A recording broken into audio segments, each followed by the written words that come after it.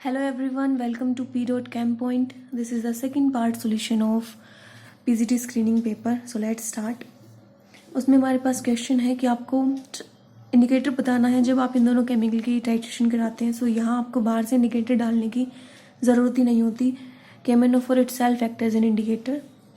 किस law of thermodynamics ने concept of entropy introduce किया? सेकेंड लॉ ने. कौन है जो डी ट्रांजिशन दिखाएगा इनमें से? सो ये दोनों जो केमिकल हैं वो LMCT दिखा देते हैं. डी ट्रांजिशन इसमें Fe3 पॉजिटिव की होगी जो कि D5 इलेक्ट्रॉनिक कॉन्फ़िगरेशन रखता है. नायलॉन 6 किस तरह का पॉलीमर है?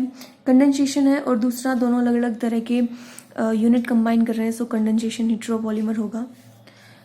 XeF2 आइसोस्ट्रक्चर किसके साथ है? XeF2 का स्ट्रक्चर ICl2 नेगेटिव के साथ होने वाला है.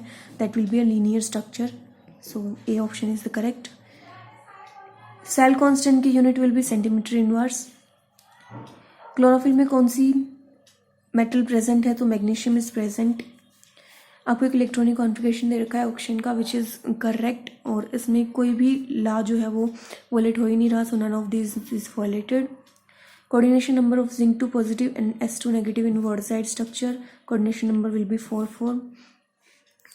इंटेंसिव प्रॉपर्टी कौन है? सरफेस टेंशन भी है, टेम्परेचर भी, विस्कोसिटी भी. All of these.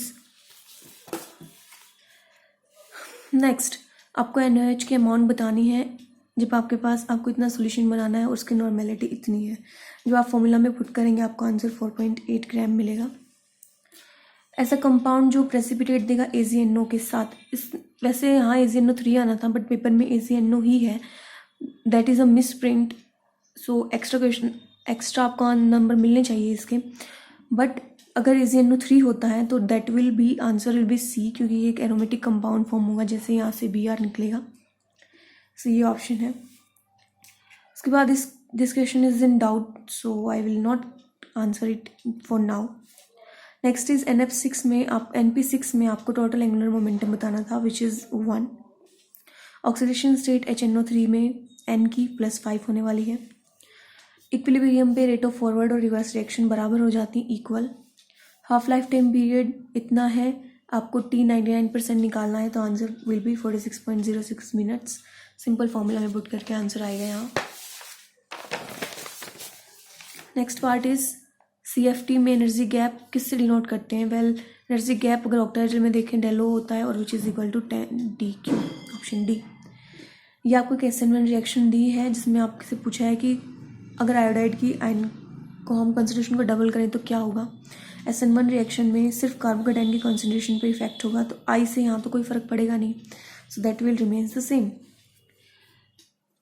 Incorrect option choose करना है. Cl is in deactivating group not activating. So option number C. ये हमारे पास एक कैनिजारो रिएक्शन है. कैनिजारो रिएक्शन तब होगी जब आपके पास अल्फा हाइड्रोजन एटम ना हो और C ऑप्शन में हमारे पास अल्फा हाइड्रोजन एटम नहीं है. शेप बतानी थी इसकी. एक्चुअल में अगर इसकी शेप देखें तो सीसा आती है. ठीक है, 4 हमारे पास शेयर पेयर है और 1 लोन पेयर है. ऐसा कोई ऑप्शन है नहीं यहाँ पे. ज्योमेट्री अगर देखें तो TBP होती है तो this question is also in doubt. आप ज्योमेट्री TBP कर सकते हो बट सीसा का ऑप्शन शेप के लिए है ही नहीं तो option is not correct here. Polyacrylonitrile को आप ऑर्लोन कह सकते हो. प्राइमरी अमीन से एल्काइल हैलाइड जहाँ पे number of carbon atom same रहते हैं that is Gabriel phthalimide synthesis. IUPAC name of this complex is M-methyl prop 2 in 1 amine. Increasing acidic character. Fluoroacetic acid सबसे ज़्यादा एसिडिक करेक्टर है, फिर chloro, फिर ब्रोमो और फिर iodo. Option number B. Gold की परसेंटेज बतानी है. 18 कैरेट गोल्ड में it will be 75%. Option number C.